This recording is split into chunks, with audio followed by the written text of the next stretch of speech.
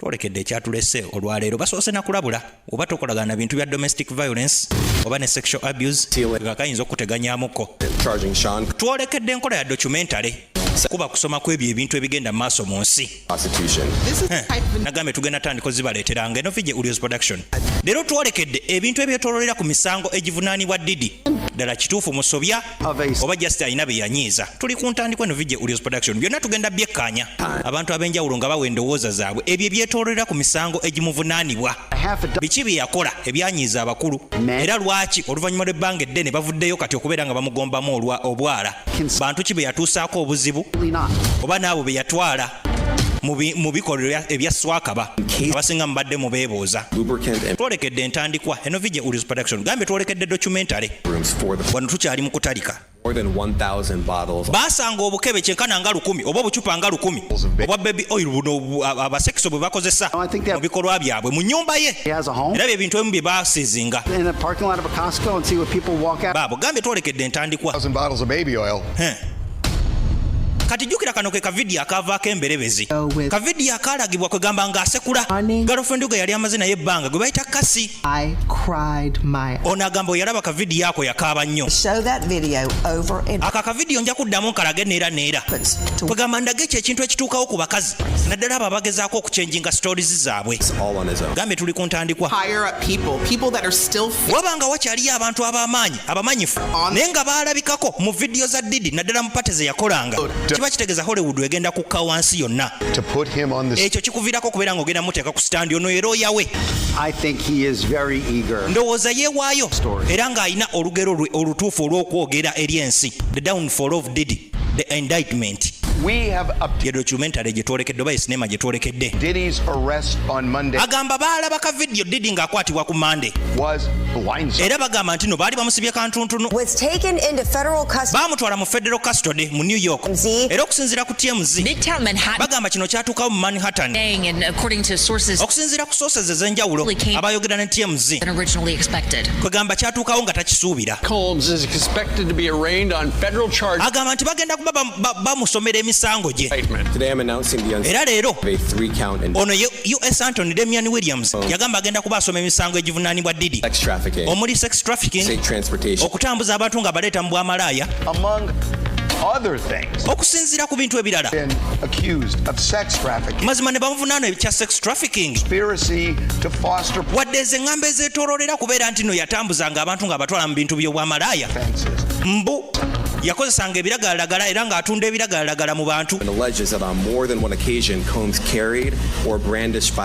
era nga bagamba nti n'okusinziira ku nsonda ezeesigika mbu Sean Combs yatambulanga n'emmundu oba firearms ng'atiisatiisa abantu agamba bakutte ebikeesi n'ebikeesi omwabadde lubricants pozi ne baby oils bineeno abasekiso bye bakozesa mu bikolwa byabwe byonna babisanze mu hotel rooms ze kyenkana obukebe nga 10 agamba kavidiyo kanene akakwatibwa ke kavaako emberebezi ne pate ze zino ziyali ategekanga ono agamba nti ekintu ekyo kikanga era Hollywood eri mu buzibu hip hop ne R&B saawa eno biri mu buzibu agamba Combs yagambye mbu nno emisango tegimusinga yapleadinze not guilty naye ate baaganye okumuwa bail agenda kubeera amabega wa mitayimbwa paka okutandika okuwulira omusango gwe kunaatandika agamba nti no Anthony yagambye nti no tebayinza muteeka wabweru olw'ensonga ayinza otandika ate okutandika okukijjanya abajulizi abaavuddeyo okubeera nga bamulombeka agamba TMZ saawe ne reporting nti no Diddy saawe ali mu detention mu New York tuli ku ntandikwa reaction yo giraba otya kwegamba okwatibwa kwa Diddy agamba neewunyiza okubeera ng'olaba ng'ekintu kino ekikanga mpozi nga weetaagayo emyaka 10 endala ejja Sean Combs okumanya nti no mubi abasinga bonna gwe baali bamanyi nga Love Combs okubeera ng'atulugunya abakazi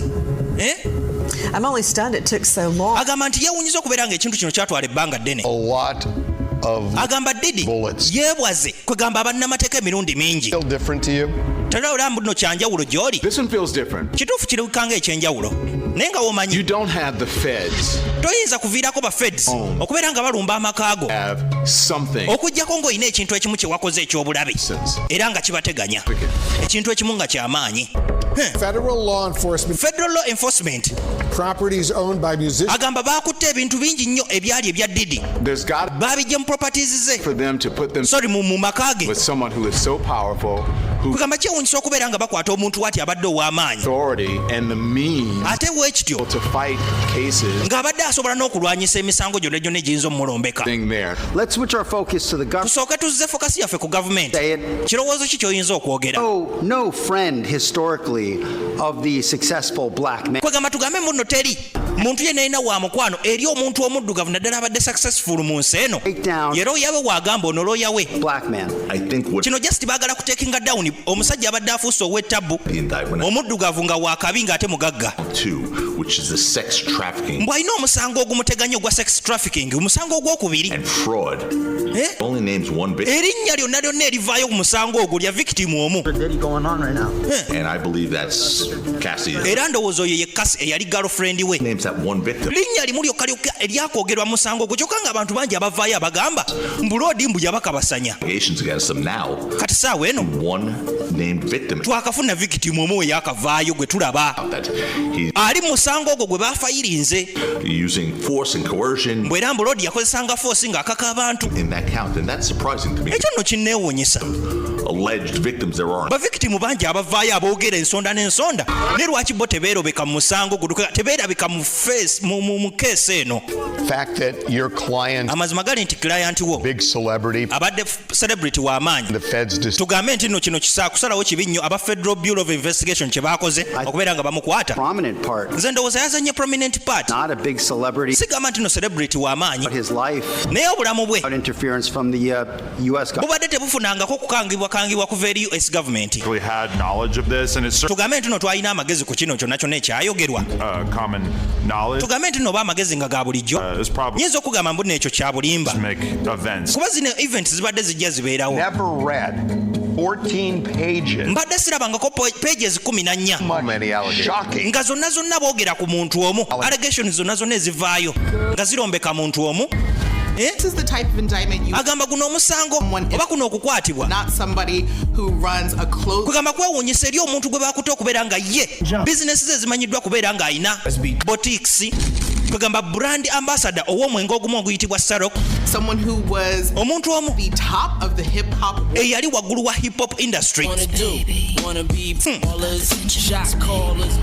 tujagenda mu maaso okuwulira emisango tugambe ng'okutambuza abantu mbw'okubaleeta mu bwamalaaya ne sex trafficking ekyo nno kikanga we twogera ku kya mafiya bamafiya ebiseera ebisinga ba operatingira wansi wa underground naye ate Diddy ya operatinga nga bizinesi ze okumala emyaka 16 nga ba feds bakiraba naye nga tebamukwatako oba osanga kale waaliwo eŋŋambo naye bino byonna tebyabalobera kubeera nga bamukwata lwaki saawa eno with the law several times. agamba Diddy yewaza ebintu by'amateeka okumala ebbanga ddene. So this was really just a build. just kyezimbye bwezimbi kwamba kyatuuse akaseera nga kirina okukolebwa. Ever happens to him until now. Tewali kintu kyonna kyali kimutuuseeko paka olwaleero. I guess I'd say America loves a story of America eyagala nnyo story ebeesituse waggulu ate era America eyagala nnyo ebintu ebyonoonese with any that we've seen. Okusinziira ku ebyo bye tulabye I certainly didn't nze siyinza kugamba nti ebintu byonna byonna ebigenda mu maaso bituufu over a decade kuba bibadde yesi bituukawo okumala emyaka kyenkana nga 10 just didn't come up in my reporting era sibiteekankuna mu reporting zange nze kankubuulire nze okubeera nga ndi surprise ku ebyo ebyavuddeyo mbadde mu industry eno okumala ebbanga bantu bangi nnyo bendabye era bangi bempuliddeko eŋŋambo naye kuffe ababadde mu industry eno tubadde tumanyi ebikolwa bya Diddy okumala ebbanga pate ze yategekanga zamalanga ebbanga tugambe ng'ennaku eziwera era ng'oluusi aleeta n'abano banneekolera janga abatunda akaboozi ku pate ze oluusi bakozesa ebiragalalagala ketamini estasi pozi n'ebirala era nga yagabanga enjaga ku pateze okubeera nga afuula abantu okubeera nga tebafaayo nga bayinza okubatuusaako ogwa saaka bwe baagalira. 70s, they were called threesomes. Agamba nti nze mu nsanvu eyo gye twali bakiyitanga threesomes. And that was his. Kaakati bwe yakolanga omukwano ng'ali ne mukazi oluusi ng'omuntu omulala tekimulobera kubeera ng'ayingirawo ate nga naye talina kyakkola. Third person. Oyo omuntu owookusatu. To about a half a dozen of these different men. Bw'ayogedde kyekana ne half dozen ey'abasajja bano aboogerwako mbu yabaka basajja bonna bagamba Absolutely not. mbu Lodi teyabakakaako ku kukola bintu w'ebityo Single step. era bo beeyagaliranga Anybody in that room was buli omu yenna yayingiranga mu luumu eyo nga yeeyagalidde. high, too high. Was any Nababuuziza mbu nno oba baali bakubiddwa enjaga oba nga banywedde nnyo Too drunk. ne bagamba muno tebanywangako ku mwenge oba okozesa enjaga. Threesomes. Zaalinga threesomes buli omu. Bottles of bacon. Kati ate obukebe bwa baby oil bwe boogerako. came The U.S. Attorney said. US Anthony Watt we yagambye thousands. I mean, you know, and Olaba. I'm not really sure what the baby nze sikakasa nti nooba with anything. bwabadde nga 10 Saying it's a lubricant. anti bagamba nti ezo lubricants abisekiso bwe bakozesa. You need 1,000. One bottle. Naye ate omuntu aba yeetaaga kakebe kamu lwaki aba yeetaaga obukebe nga 10? I mean, jjukira ono era oyawe big house he buys in bulk. You know, I think. alina ennyumba nnene oba osanga ebintu byabigula nga bingi. I mean, have you sat in a parking lot of a Costco? Wali oyimiriddeko mu parking lot ya supermarket gye bayita Costas I don't think it was 1,000. I think it was. bombalaba abantu naye tebavaayo na bukebe nga 10. Munange sisuubira nti no bwabadde nga 10 bwe just balimba. Attorney US Anthony said yagambye the freak-off parties pati za Lodi ze yategekanga of this case. kwegamba ze bagenda osinziirako okuzimba omusango guno. I cannot think Nze siyinza kulowooza single one kakiba ekintu ekimu weekiti that is more salacious. kwegamba ekintu eky'obulabe United States. United States saawa eno kye yeegombyemu okubeera ng'egenda Meggana ne Sean Combs. Anything Ekintu kyonna close. oba ekiyinza olinaanawo ekityo And, you know, nanke nnyini sinza kirowooza the wentyo details. naye bwe tunatandika owulira details I mean, abantu abaabeeranga ku pate zino back in the day, emabegako allure of a Diddy kwegamba waabeerangawo pate Diddy ze yategekanga eza white party emabegako ddala naye nga kubeera ebikolwa bingi nnyo. They're gonna be shutting them down. They're gonna probably Kimanyi abantu bagenda kwekwasanga pate zange bino biseera bikadde 1999 to be there. era bayinza okishuttinga down.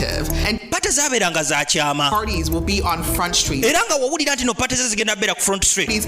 But obviously, these after parties, Zino after parties I'm hoping to hear the details. oba oyagala okumanya kiki ekyatuuseewo It may be because it's olw'ensonga astonishing. buli kimu ekibeerayo kiba kyewuunyisa. Right underneath people's noses, Bintu bino ne bituukawo wansi w'ennyindo z'abantu nga babiraba. right. Gotta keep them there. Right. Kati bino biseera bikadde Lodi baali bamuinterviewinga still ku pate ze. Okay, this is sounding kind of dangerous. Ekyo kiwulikanga eky'obulabe oba oyagala abantu bajje ku pate nga bazze kunyumirwa kwokka. Take it out. You need a lot of heat. Olina okuwumirawo ebbugumu Yeah. oba oyagala abantu banyumirwe. Place has to be hot. Ekitegeeza ekifo kirina okubeera nga kibuguma No air conditioning. tewabeera air conditioner. Alcohol, and it also affects like every Agamba omwenge guyinza okuaffectingibwa olw'ebbugumu eribeerawo. little sweat. Naye abantu baba balina otuuyana Do you ever see n'okugyako engoye. in the parties Ku pate zino ze yategekanga who or he threw wamuyambangako okubeera ng'aziteekawo. Okitegeera that kind of kati wawulirako empulira eyo nti pate zino kubeerako ebikolwa ebya saakaba. Always on high alert. Sensezi zange zaabeeranga waggulu. No safety. Kituufu wayinza okuba nga tewaali seefu If you've got drinks flow, kuba wabeerawo ebyokunywa ebinywebwa, Find your back- wabeerawo abakuba embanga, Bathroom. wabeerawo abaavuddeko edda. walking out of a bath, Abantu bangi bagenda mu byolooni tomanya bye bakolerayo. in that. Tewabeera safety. Could there potentially be Bayinza okubeera kale nga balina bye baakola Did I- nze simanyi No. tugambe nti nabiraba nedda late enough to see? olw'ensonga saabeerangawo bbanga ddene ku pate And so there could be trouble. oba oyinza okuba nga waabengawo obuzibu nze siyinza kumanya munnange kuba saakisensingako. There's no way out for Diddy on Teri ngeri yonna Diddy you. There's no way out. gy'ayinza okugamba nti no yali teyeenyigidde mu bintu bineeno Why? era talina ngeri gy'ayinza kwewalamu kkomera. He might get in a better jail. Tomanya ayinza okufuna ekyokusalawo ekirungi ne bamusalira kugamba ekibonerezo ekirungi mu kkomera naye kyoba omanya ffe twagala avundira eyo. Tetwagala komewo ku streets zaffe. Here's a man who has Ono ye musajja some of the most important akoze bizinensi ez'ettabbu ennyo ez'amakulu ate nga musajja muddugavu. created Kituufu yatondawo bizinensi vision was that of a era ekyo ekirooto kyali kibeera ku buli muntu yenna alina omuddugavu mu nsi eno. produced him naye basaawo eno bamukkakkanyizza of our society. okubeera nga ekintu ekiswaza mu society yaffe era ng'alinga afuuse monster. Fake in our boots. Ekyo nno kya bulabe.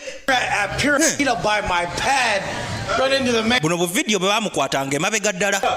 The indictment alleges that between at least 2000 mbujinene emisango gyatuukawo kyenkana okuva mu 2008 threatened and yakangakanga abantu his sexual desires muntu yakabasanyanga abantu and conceal his conduct. ate n'ekirala yabikkirizanga ebikolwa bye. Gavumenti yatandika okunoonyereza mu bizinesi ze n'ekisuula nti tezirina buzibu, n'etandika okunoonyereza mu misolo gye n'ekisuula nti n'asasula emisolo. Kye basembyeyo okukola kwe kubeera nga bagenda mu kisenge kye bamunoonyereze buli kimu, ne kibakakatako n'okumanya ngeri ki gy'ahavinga sexy. Really wanted to get somebody nabadde njagala ofuna omuntu all over this genre. kwegamba amanyi genereno eno engeri gyetambula, zino eŋŋamba ezitambula, Because according to prosecutors, okusinziira ku bawaabi bagamba 16 years, ekintu kino kibadde kitambula okumala emyaka 16, nothing surfaced publicly. n'ekyali tekivangayo oluvannyuma paka akavidiyo ka girlfriend we kavaayo ng'amusekula.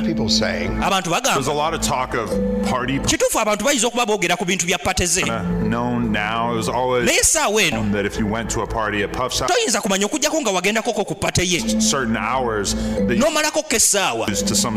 Ne kale katugambe omuntu agenze ku pate n'amalako essaawa eziwera, wayinza era okubeerawo ebintu ebimu ebitabuka ku pate ddala ng'eyo essaawa zeeyongedde mu maaso. Ekyo toyinza kinenyeza mutegesi. Tugambe nti naago gaali magezi ga bulijjo, kyoba waaliwo ebintu ebyettabwe byali bigenda mu maaso. Naye just kyemmanyi nti ebintu bino byasooka byogerangako okusinziira ku show ne Ellen DeGeneres we baatuula wansi emabegako. Yayogera ku pate ze. Munnange nzijukira pate zo wagamba nti no oluusi tezikoma kiro ku midnight, ati nzireka ne zigendera ddala paka ku makya. Oluusi eyinza okuva ku ssaawa nga 3:30 negenda neekoma ku ssaawa nga 9 ogw'ekiro, kuba ebiseera ebisinga tubeera ne floors 2 ku hotel. Ekitegeeza ekibeera eyo kiba kikambu tomanya. Wabaawo ne after party. I listen to the music. Nze oluusi mpuliriza music nange mbiwulira ng'obiyimbako. After party. Nawulira oluyimba lwa after party. No, I mean, I think everybody knew that Diddy was ndowooza buli omu yali akimanyi mbuno Diddy individual. Kaganye muntu yali ayagala nnyo ebintu by'ekikaba. A fan of drugs. Ate ng'ayagala nnyo okukozesa ebiragalalagala. Baabo. How could this go under the radar? Ekintu kino kitambula kitya okumala emyaka 16. Diddy over those years. Diddy okumala emyaka egyo gyonna. Ended. I think that it was just his. Kyemanya naye katakaatiwangako olw'ensonga. And he kept getting away with. Alabika yasigala ng'avaawo nakyo. Incident. Ate nga terina omu ayinza mulombeka okuggyako. Waliwo gye tuyita shiny incident yatuukawo mu 1999. Owaliwo okukozesa emmundu mu bbaala emu oba mu kiraabu emu. One of Combs' associates. Mbw'omu ku bantu bakolagana nabo yayina emyaka 19 Joe Barrow. Opened fire. Gwe bayita Shiny batandika ofulumya ebyasi kyokka mu bbaala nga mujjudde abantu. He was able to make this young artist basically take. Mbono young artist yagenda kugamba yeewaayo ku lwa Diddy.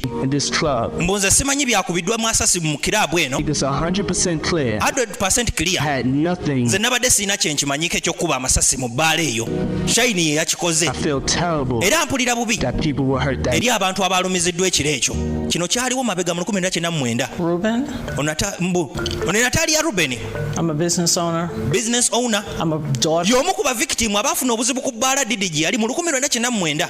Era ye victim wa gun violence. Nti abantu basatu baafuna obuzibu. Era omukazi omu essasi lyamuyita mu ttama. On December 20, Yono 1990. Desemba nga 27 1999. By Sean Puffy Combs. Sean Puffy Combs yantuusaako obuzibu. Said it from that day. Mbadde nkyogera okuva ku lunaku olwo paka wenjo kyogera nga nfudde.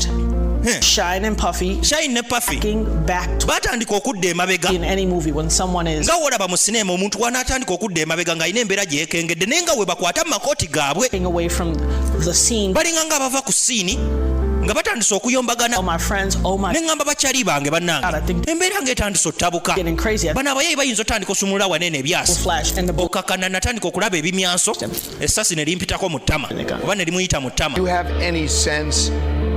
Oyina empulira yonna ey'omuntu yenna eyakkuba ekyasi. Sean yali sayidi zeeri ate Puffy ng'ali kumpi nange. Of course ye yankuba ekyasi.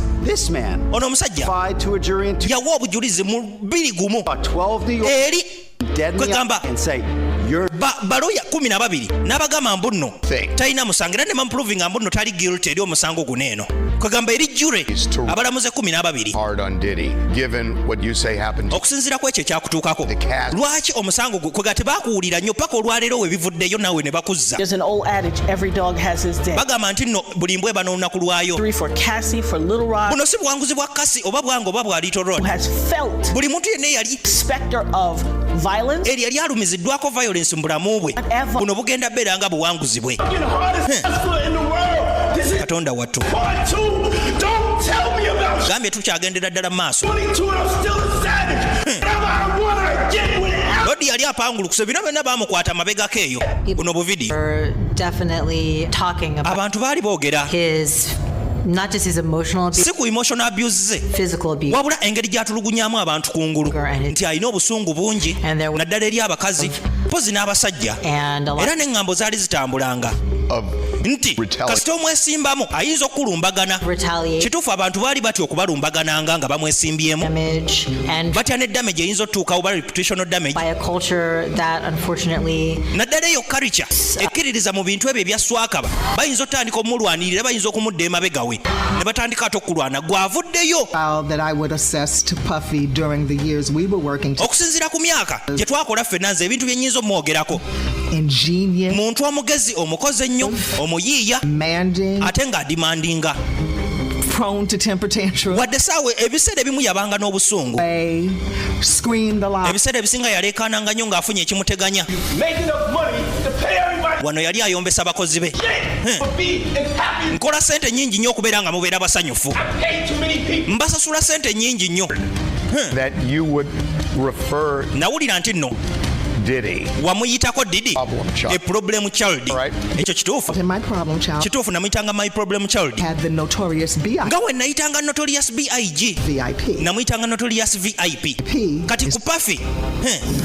Kwegamba yali muwanga kyakusaaga erinnya eryo. It was like a nickname. Ati njagala mbanjulire Kasi. Sean Diddy bino byaliwo mabega. Was a hero to a lot of people. Sean Combs yalinga muzira. A lot of mouths. And he kept a lot of people close. Era yakumanga abantu bangi nga bambala nga abasasula abakozi be abasinga obungi. I mean, I interviewed his former former makeup artist we. She was horrified. Nangamba nti no yatya. Olunaku we yawuliranga Lord asekula mukazi we mu lukuubo. Got her out of there, packed her bag. Era yagenda n'aparking ensawo ze. To see a doctor. Ne batwala omukazi oyo alabe dokita. Of their, for their careers. Abasinga bali batya kaliya zaabwe okwonooneka. Very quick to anger. Ye muntu eyali afudanga obusungu amangu. A reaction to things. Era ng'ebiseera ebisinga reactinga mangu ku bintu ebimu.